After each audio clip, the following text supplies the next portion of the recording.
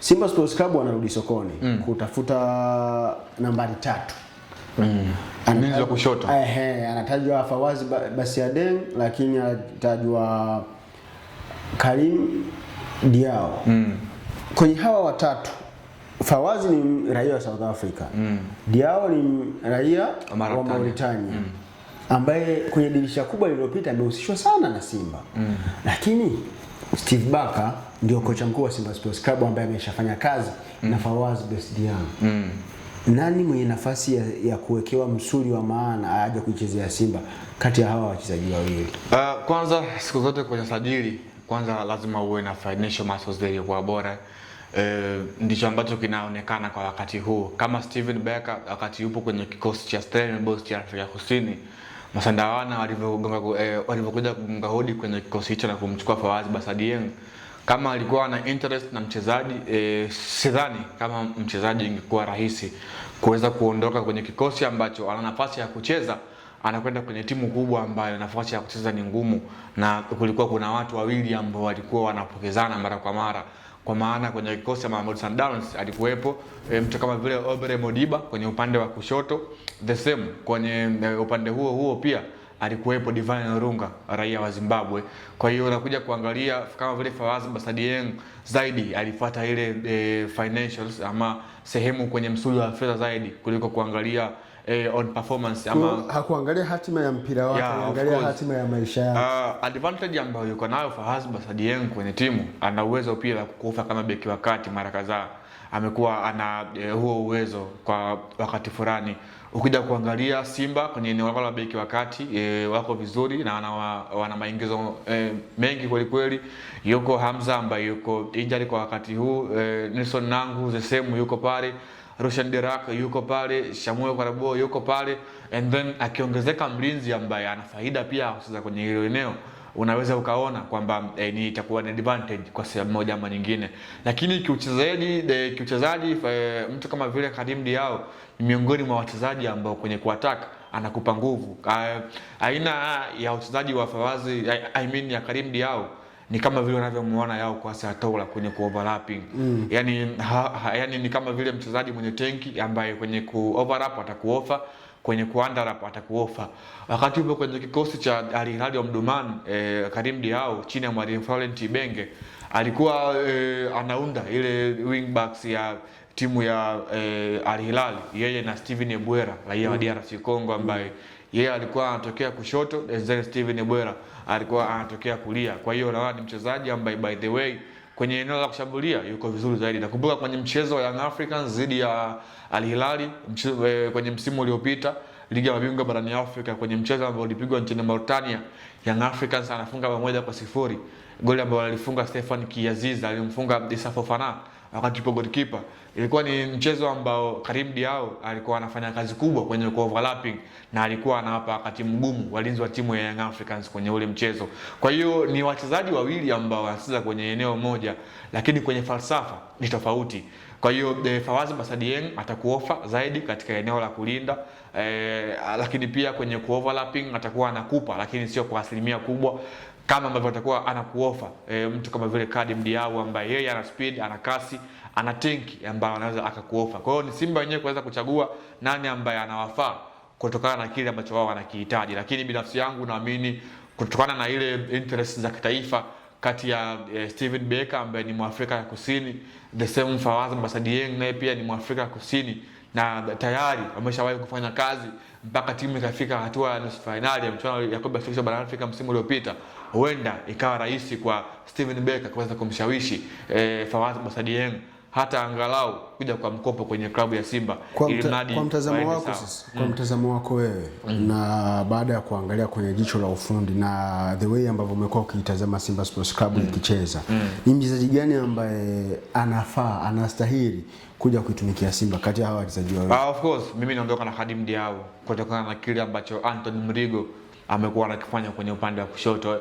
Ni wazi Anthony Mligo amekuwa iko sharp kwenye kufanya making, amekuwa bora kwenye kulinda mara kadhaa, amekuwa anafanya sharpness kwenye kuzuia zone marking, man to man marking, lakini wakati timu ikiwa ina mpira and kwenye kufanya transition amekuwa anachelewa. Kwanza hata kwenye cross ambazo amekuwa anazipiga bado amekuwa ana struggle kwenye hilo eneo.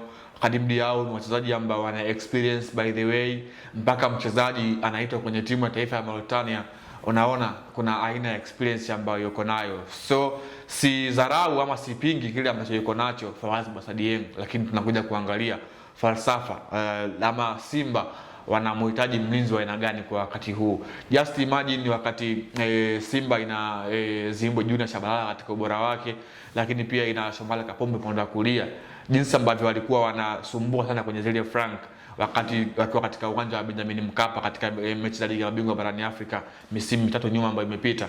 Ilikuwa ni timu ambayo kwenye haya maeneo mawili ndio ilikuwa ni silaha yao kubwa, kwamba mchezaji atakuofa kwenye kuattack, lakini pia huyo mchezaji atakuofa kwenye kuzuia. Kwa hiyo mimi binafsi yangu naamini Khadim Diaw anafaa kwenda kuwa mchezaji ambaye kutokana na aina ya falsafa ya mwalimu Steven Beckers ambayo anahitaji huenda ikafaa zaidi, ukitoa ile interest baina ya mchezaji na kocha au kocha na mchezaji. Simba yupo Nabi Kamara ambaye huyu ni kipenzi cha mashabiki wa Simba. Nimewasikia wana Simba mara kadhaa wakizungumza vizuri kuhusiana na Nabi Kamara ambaye wakati anasajiliwa kocha akiwa Fadlu Davis alisajiliwa kama mchezaji na kuja kucheza nambari 3 akishirikiana na Anthony Mligo. Anapokuja moja kati ya hawa Khadim Diaw au Fawaz Bassa Dieng, ni nani ni hatima ya Kamara itakuwa ni ipi? Ataendelea kuwepo ndani ya kikosi cha Simba kwa sababu ni versatile player au atalazimika kuondoka kutoa nafasi ya mtu ambaye anayekuja kucheza nafasi ambayo yeye Kamara alisajiliwa kwayo? Unajua timu kubwa siku zote lazima ziwe na wachezaji ambao level zao zinakaribiana au zinafanana kwenye kiushindani.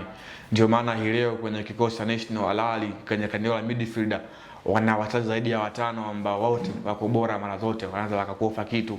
Ndio maana haitakuwa maajabu ama haitakuwa kitu cha kushangaza Simba katika eneo la kushoto wakiwa wana Anthony Mligo, Nabi Kamara, lakini pia na Khadim Diaw au Fawaz Bassa Dieng kwa wakati mmoja, kwa maana Nabi Kamara ameshaonesha kwamba yeye ni versatile player na anaweza kucheza eneo la namba 6 na akaweza kulimudu. Na kama unaona kwenye klabu ya Simba safari hii Maodo Kante ameweza kufungiwa mechi 5, kwa hiyo utakuja kuona kuna sehemu moja ama nyingine timu itakuwa inahitaji zaidi kiungo ambaye anaweza kwenda kuweka ule muhimili katika hilo eneo, na Nabi Kamara kwenye hilo eneo amekuwa analimudu kutokana na kasi yake ambayo yuko nayo, ile energy ambayo yuko nayo, lakini pia ufasaha kwenye kupiga pasi amekuwa bora. So ukiwa na namba 6 ambaye kwenye kupasa yuko vizuri, hiyo ni faida kwenye timu, tofauti na Yusuf Kagoma ambaye yeye kwenye hilo eneo ni mzuri haswa, lakini kwenye kupiga pasi itakuwa inakuhitaji kiungo mwingine ambaye atakuwa katika eneo la juu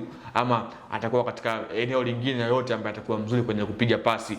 Na Simba by the way wana wachezaji ambao ni pasa wazuri, wana mtu kama vile Morris Abraham ambaye yupo kwenye eneo la kiungo, anaweza kupiga pasi the same kwa Maodo Kante, japokuwa sio kwa ufasaha mkubwa, anaweza kupiga pasi. Hata pia kwa Nabi Kamara kwenye passes amekuwa mzuri, hasa kwenye kupiga zile high ball pass kutoka upande mmoja kwenda nyuma ya migongo ya mabeki ya timu pinzani amekuwa bora. Kwa hiyo ukiwa na wachezaji zaidi ya mmoja katika eneo moja ambalo wote ni bora, inakuwa ni faida kwa timu, kwa maana kocha anakuwa hana makadirio kwamba mimi si mtu fulani niingie na plani gani, kwa sababu wote level zao ni moja, basi itakuwa ni rahisi kwa kocha hata pia kwenye chaguzi ya kikosi. Sasa tuangalie ni nani na nani wanaweza kuondoka ndani ya kikosi cha Simba, kwa sababu anapokuja mchezaji wa kigeni maana yake ni kwamba kuna mtu anapaswa kuondoka, si ndio? Nani na nani wanaweza kuondoka? Tutajua wachezaji 5 tu kwenye kikosi cha Simba wale wa kigeni. Nani na nani anaweza akaondoka? Ukiniambia mimi ndio nichague nani ambaye anaweza kaondoka, moja kwa moja nitakuwa naikosea una comment, yani ni management ya Simba, lakini mimi naamini mwenye hukumu ya mwisho ni benchi la ufundi. Sisi tuna comment maingizo ambayo anakuwa anayahitaji, lakini on performance ukija kuniambia nani ambaye mimi namuona kwenye huu msimu ni kama vile umekwisha kumpalia mapema, of course nitaanza kuondoka na na mtu kama vile Steven Dese Mukwala. Of course ni mshambuliaji ambaye msimu huu nimekuwa simuhusudi kwa sehemu moja ama nyingine. Naona nafasi yake imekuwa ngumu ndani ya kikosi cha Simba, na the way ambavyo amekuwa anaaminiwa kwenye timu, lakini amekuwa hafanyi kitu watu ambacho wanakihitaji.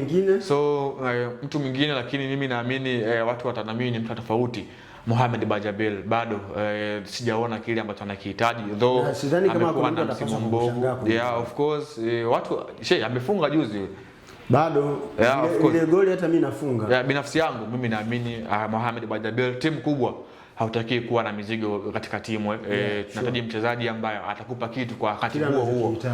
Kwa hiyo Bajaber amekuwa ni kama vile mzigo ndani ya kikosi cha Simba, naye pia hastahili kubakia kwenye msimu huu. The same hata ukija kuangalia kwa mtu kama vile Dishwa Mutale Budo, bado ana struggle katika eneo lake la kulia. Amekuwa mwalimu Pantev alikuwa anamuamini, lakini bado alikuwa ana struggle.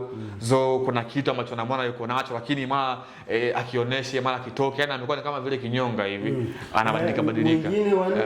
Of course tunaona hilo ndio wachezaji ambao kwenye msimu mimi binafsi yangu nimeona kama vile wana ups and downs nyingi, na timu kama Simba, timu ambayo inashiriki kwenye mchuano mikubwa, haitakiwi kuwa na wachezaji wa aina hiyo. Simba inahitaji kuwa na mchezaji ambaye moja kwa moja akiingia kwenye kikosi atakupa positive impact. Kwa hiyo hawezi kuwa na mizigo kama vile Bajaber kiwanjani, ambaye yeye kila mchezo atakuwa anakaa benchi na mwalimu hata kwenye mpango wa yupo. Kwa hiyo mimi naamini hao ambao ni mwazungumza ndio wachezaji ambao kwa sehemu moja ama nyingine wanastahili kuapisha wale ambao wataingia kwenye dirisha dogo. Mtazamaji, wachezaji ambao Leopard John anaamini wanaopaswa kuondoka kwenye kikosi cha Simba ni Steven Dese Mukwala, Bajaber Mohamed, lakini pia Joshua Mutale. Hawa ndio wachezaji ambao Leopard John yeye amecomment kwamba ikitokea lolote kuna watu wanatakiwa kuingia na watu wanatakiwa kutoka, basi hawa watatu waliowataja ndio wachezaji ambao wanaweza kaondoka kikosi cha wekundu wa Msimbazi Simba. Dirisha la usajili bado halijafunguliwa. Tutaendelea kukupa juu ya kila aina ya taarifa itakayokuwa inatusogelea. Tukijiridhisha tu ina uzito wa kupenya kwenye masikio yako, basi tutakuja nayo. Mimi ni Lusama Hamisi Lusama, nilikuwa na Leopard John. Siku nyingine nao ni siku. Tukutane hapa kwenye The Golden Boot ya Anwar TV.